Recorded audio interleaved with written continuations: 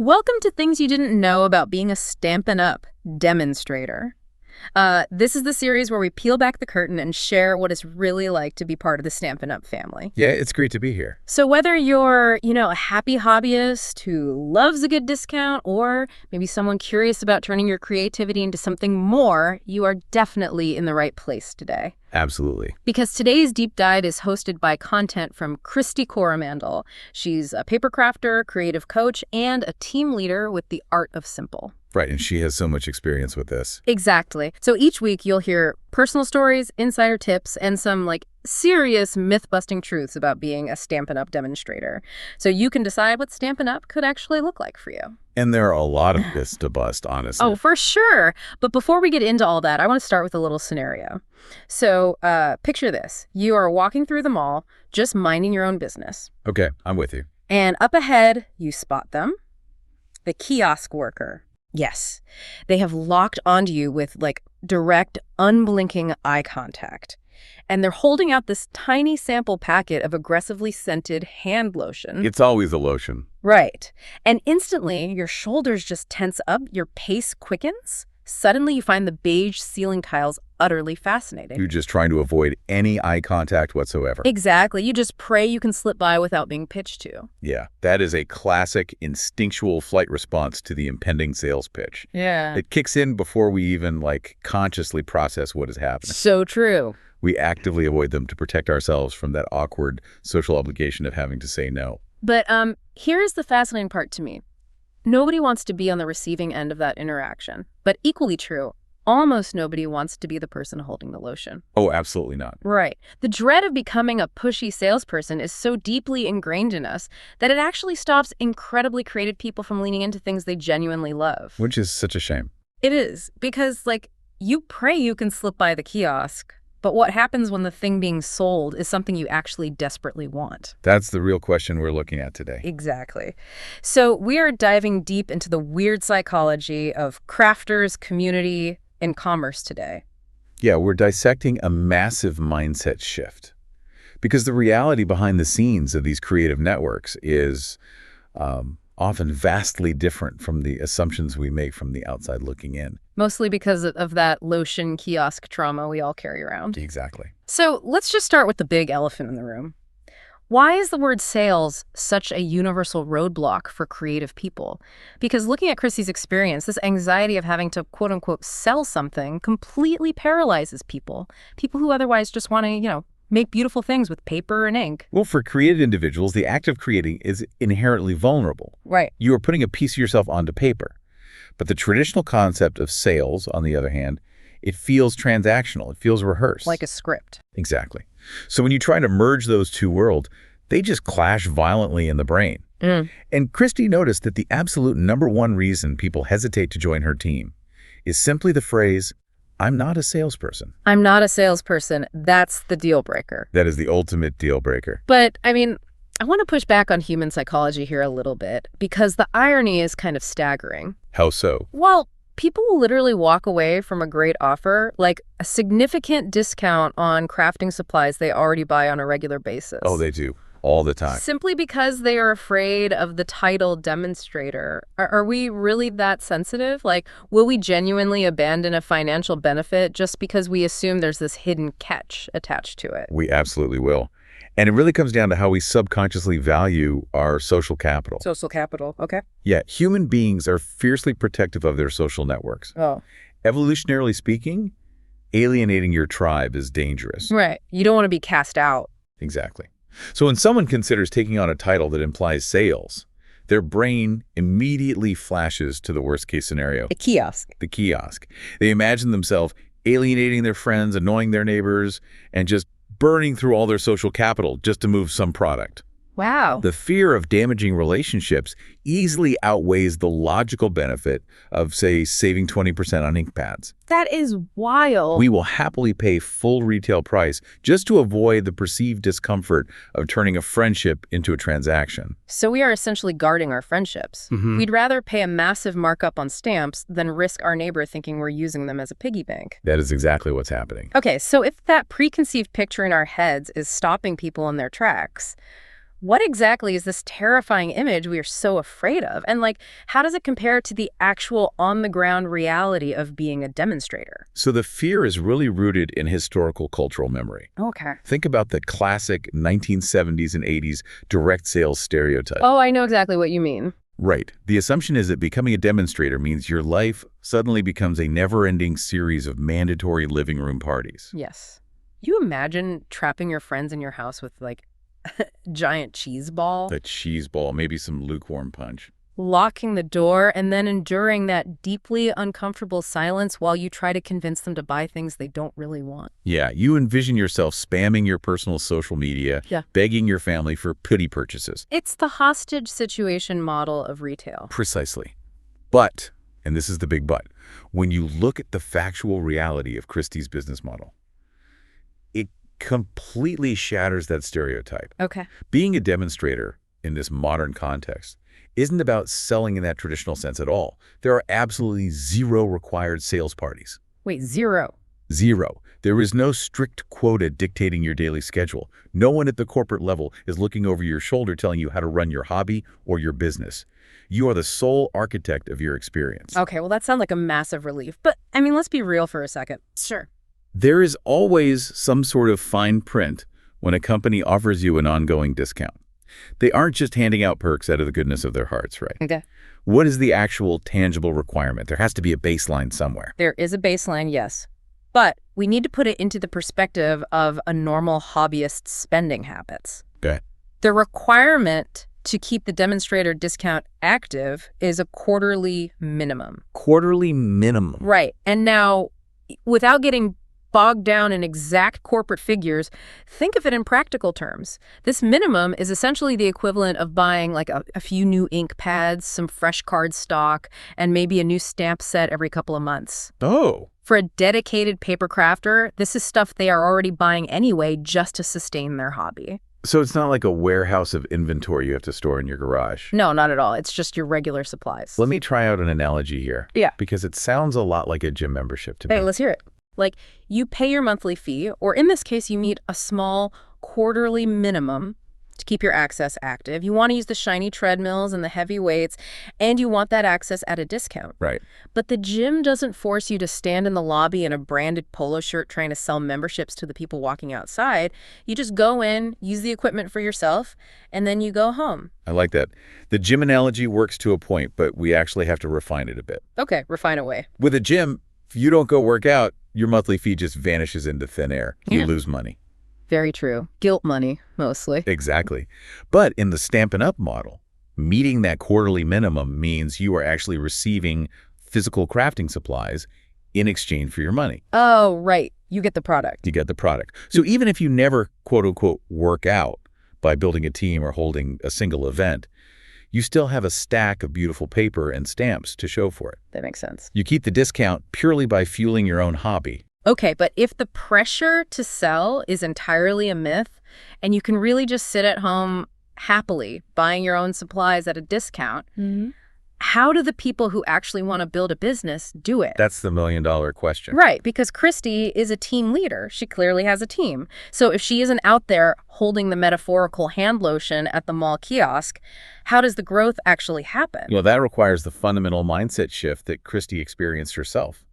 She had to completely drop the concept of selling. Drop it entirely. Entirely. Right. And replace it with the concept of sharing. Okay, I'm going to stop you right there and play devil's advocate for a second. Go for it. Because my cynical brain hears sharing instead of selling and immediately thinks, isn't sharing just a polite corporate rebrand for pitching? I knew you were going to say that. It sounds like a softer, friendlier word designed to make us feel better about the fact that we are still secretly trying to monetize our friends. How does a demonstrator actually, quote unquote, share without harboring an ulterior motive? Your skepticism is completely justified, honestly.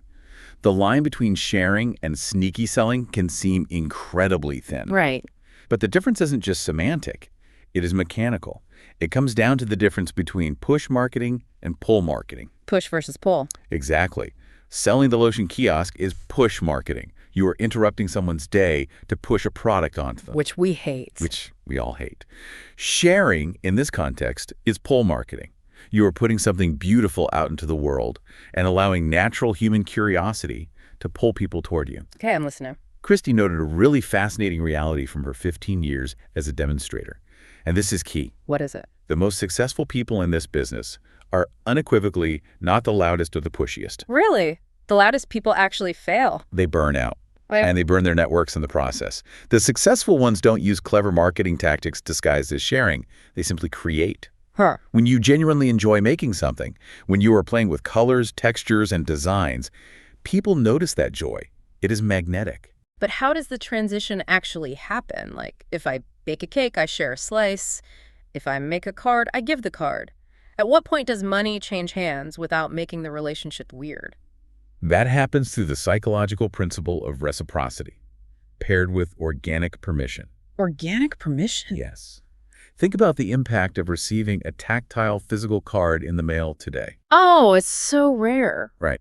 We live in an era of digital ephemera, just fleeting text messages and emails. Mostly just bills and junk mail in the physical box. Exactly. So when someone opens their mailbox and finds a heavy, beautifully constructed handmade card, it creates a massive interruption in their routine. That's true. It stands out. It feels profoundly personal. They notice the quality of the paper. That feeling triggers reciprocity. They want to acknowledge the effort, so they reach out to say thank you. And they ask about it. Exactly. They ask, wow, how did you do that? What is that tool you used for the texture? I'd love to learn how to make something like that. Ah, I see. That question is the organic permission. They have opened the door. You aren't knocking on their door saying, hey, do you want to buy some stamps? Right. You are simply answering your question. You provide a solution to the curiosity they already possess. So you transition from, oh, what a pretty card, to here's how you can do it too. And you offer them a pathway to the supplies. You are solving a problem they brought to you rather than inventing a problem to sell them a solution. Which completely bypasses the brain's traditional sales defense mechanisms. Yeah. There is no threat of a pitch, so there is no flight response. That makes a lot of sense. Yeah. So let's ground this in reality for the listener. What does this spectrum of sharing actually look like in daily practice? Well, there's a whole range. Right, because if someone is listening right now and thinking, okay, I understand the psychology, but I still really don't want to feel like a walking billboard, what are the tangible, low-stakes ways this happens? Kristy outlines a brilliant spectrum of participation, and it starts with incredibly passive actions.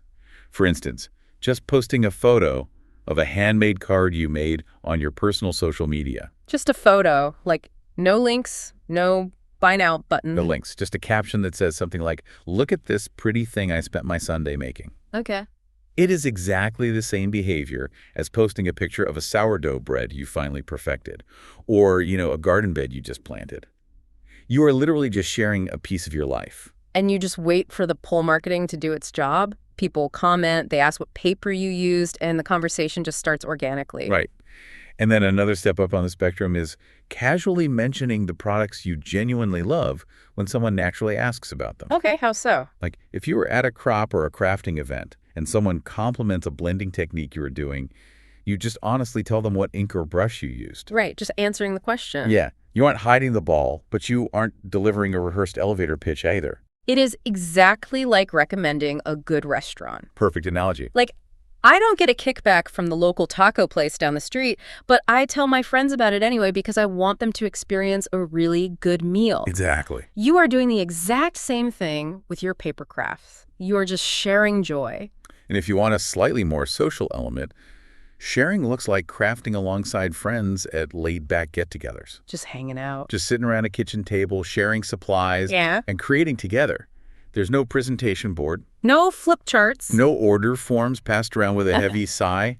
Just shared creativity over a cup of coffee. But, and I feel like we really need to make sure we mention this, the most extreme option, Kristy points out. Oh, yes. The best part for some people. Because for my deeply introverted listeners out there, the ones whose social batteries drain just thinking about a kitchen table full of people, this is probably the most comforting part of the entire model. The discount-only option. Yeah. This is crucial for understanding just how flexible this system is. If the idea of even passive sharing, like posting a photo on Instagram or crafting with friends, if that still feels like too much energy, the model explicitly allows you to do absolutely none of it. Wait, zero sharing. Total radio silence. Total silence. You can join purely for the demonstrator discount, have your supplies shipped directly to your house, craft quietly in the comfort of your own living room, and never share a single creation with the outside world. Wow. There's absolutely no minimum requirement to be visible, to be vocal, or to be social. You do not have to perform for anyone. Which really raises the question for me, why would a company even allow that? What do you mean? Well, why offer a discount to someone who is never going to bring in new customers? It seems counterintuitive for a business. It might seem that way, but it's actually really smart. Because consistent, dedicated hobbyists form an incredibly stable economic baseline. Oh, sure. A crafter who reliably buys supplies every quarter because they just love the product is highly valuable to the company, even if they never recruit a single person. Because they're dependable. Exactly. It is a mutual win. The company gets predictable loyalty, and the consumer gets a break on the price of their passion. It reminds me of those choose-your-own-adventure books we used to read as kids. Oh, I love those. Right. Like, if you turn to page 42, you can embrace the sharing mindset, build a bustling, vibrant community of crafters, and grow a team. Yeah. But if you turn to page 86, you can just sit in a quiet room, completely alone, blissfully enjoying your discounted paper and ink. Exactly. And the brilliant part is, both are entirely valid ways to read the book. You get to the end and you win either way because you literally cannot read the book wrong. Think about how empowering that realization is. It really is. By removing the rigid historical definition of what a demonstrator must be, this model opens the door for what a demonstrator could be for each individual person. It takes the power away from the corporate stereotype and hands it entirely back to the creator. So what does this all mean for you, the listener? It means that if the phrase sharing what you love feels infinitely more authentic, more sustainable, and, more aligned with your personality than the word selling ever did, then Kristy's model proves you don't have to choose between your craft and your peace of mind. Exactly. Success in this specific world isn't about fitting into a loud, pushy corporate mold. It is simply about showing up for your own creativity in a way that naturally fits the rhythms of your actual life. It's all about dismantling the artificial barriers we put up against our own enjoyment. If the only thing holding you back from a community and a great discount was a title that you misunderstood based on an outdated stereotype, well, it might be time to reevaluate what is actually possible. I couldn't agree more. Well, thanks for tuning in to Things You Didn't Know About Being a Stampin' Up! Demonstrator. If today's deep dive got you thinking, or you'd love to explore what joining could look like without all that pressure, visit team.KristyCoromandel.com to learn more about the art of simple team.